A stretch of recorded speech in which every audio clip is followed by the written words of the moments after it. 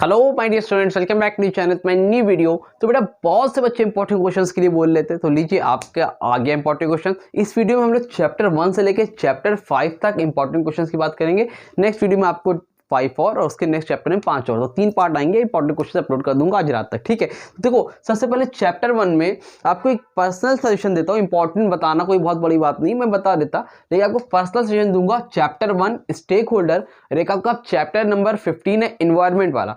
तो उसमें चैप्टर 1 में और चैप्टर 15 आप लोग पूरा पढ़ के जाओगे। 15 में तो कुछ है ही नहीं, एक पेज का है, मैंने अभी वीडियो अपलोड की, जाके देखो उसको।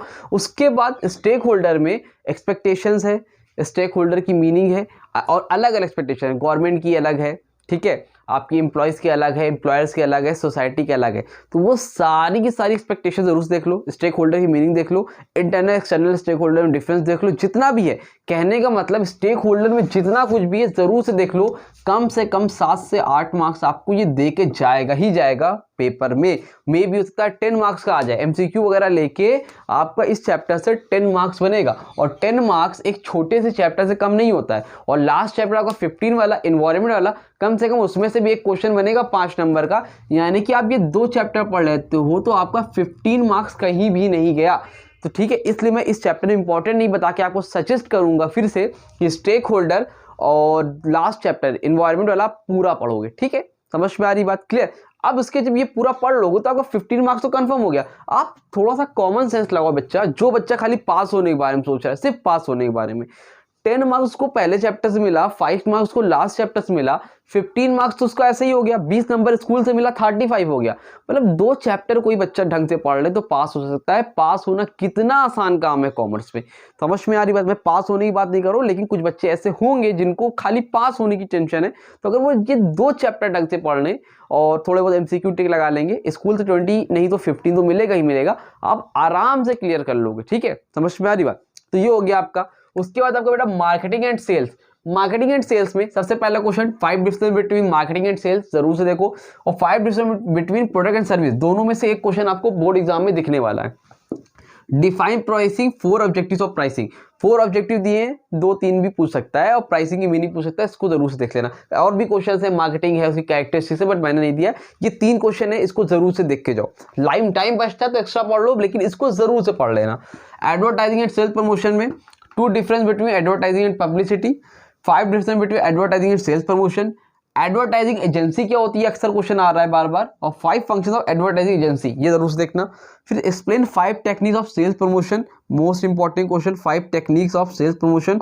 और डिफाइन सोशल एडवर्टाइजिंग मीडिया, सिर्फ मीनिंग। सोशल एडवर्टाइजिंग मीडिया क्या होता है, फेसबुक इंस्टाग्राम दिन भर चलाते रहते हो ना, तो उसका मतलब क्या होता है आपको ये एक्सप्लेन करके आना होगा बच्चा, ठीक है।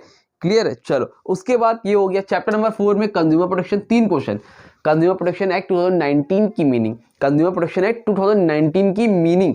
उसके explain 5 rights of the consumer protection act 2019, ठीक। और ये है define consumer exploitation and types of consumer exploitation. ये 3 तरह के क्वेश्चन आपको इसमें देखने हो, इसमें 5 राइट्स वाला मोस्ट इंपॉर्टेंट क्वेश्चन है, ठीक है। और कोई बच्चा पहली बार अभी मेरे चैनल पे आया है, इंपॉर्टेंट क्वेश्चन देख रहा है, उसको मैं बता दूं कि मैंने आप लोगों के लिए गेस्ट पेपर भी प्रिपेयर करके रखा हुआ है। तो अगर कोई बच्चा ऐसा है जो परचेज करना चाहता है, वो पेड है, नॉन पेड नहीं है, उसके लिए आपको 199 रुपीज पे करने होंगे।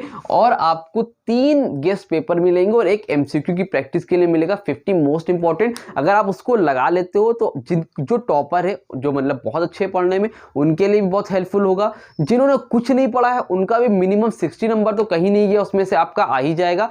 तो अगर ऐसे कोई भी बच्चे जो चाहते हैं तो वो इसको परचेज कर सकते हैं और आराम से ले सकते हैं। परचेज कैसे करना है, उसके लिए आपको मुझे टेक्स्ट करना होगा मेरे व्हाट्सएप नंबर 8957250045 पे। तो आप मुझसे वहां पर कॉन्टैक्ट करके आप मुझसे गेस्ट पेपर परचेज कर सकते हो। अदरवाइज मैंने इंपॉर्टेंट बता दिया, आप यहां से भी पढ़ लो, आपका काम हो जाएगा, ठीक है। तो दोनों चीजें हैं, लेकिन मैं आपको कहूंगा अगर आप लेना चाहो तो ले सकते हो, कोई फोर्सफुल वहां पर चीजें नहीं है, ठीक है।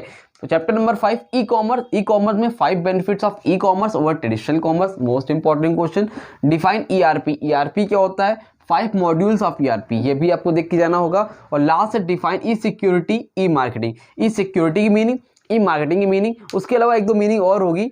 तो ई एडवर्टाइजिंग भी होता है। तो इसमें अगर कभी भी e security, e marketing, e commerce कुछ भी आ जाए तो लिख देना marketing are doing through the internet. Advertising are doing through the internet, मतलब जो भी चीज़ें इंटरनेट के थ्रू हो रही है वो ई मार्केटिंग, ई सिक्योरिटी, ई एडवर्टाइजिंग हो जाएगा। समझ में आ रही बात। और इसमें एक इंपॉर्टेंट क्वेश्चन ये, मतलब जहाँ पे मैं अलग से लिख दे रहा हूँ, ये मतलब ये तो लिख के ले लो, ये क्वेश्चन, ये क्वेश्चन, ये क्वेश्चन, ये क्वेश्चन, ये क्वेश्चन, मतलब पेपर में आपको मिलेगा। मतलब ये नहीं कि सर इंपॉर्टेंट बता रहे हैं, मतलब पेपर में आएगा, कंफर्म आएगा, 99.99% आएगा। 0.1 तो यार कुछ भी हो सकता है, कल मैं ही ना रहूं तो क्या होगा। तो बाकी 99.99% ये क्वेश्चंस आपको दिखेंगे, जरूर से दिखेंगे बोर्ड एग्जाम में, ठीक है। तो इसको देख लो अच्छे से, स्क्रीनशॉट लेना स्क्रीनशॉट ले लो। बच्चे जो चैप्टर है वो भी मैं अपलोड कर दूंगा थोड़ी देर में, ठीक। तो उम्मीद करता हूँ वीडियो अच्छी लगी होगी, वीडियो को लाइक करो, चैनल को सब्सक्राइब करो, ज़्यादा से लोगों को शेयर करो, और मिलते हैं नई वीडियो में। तब तक के लिए थैंक यू सो मच।